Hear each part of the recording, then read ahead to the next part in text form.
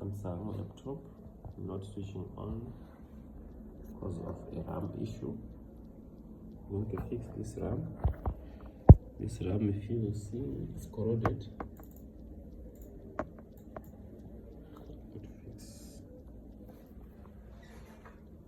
I'm going to fix this RAM. You see?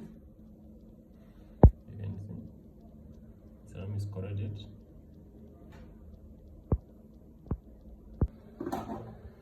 Okay, we fixed.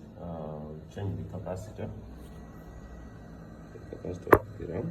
Now we want to install it on this one. The one was working, but the other one, when you put the other 2 gig, it was not working. Installing the RAM. I want to see whether it's turning on.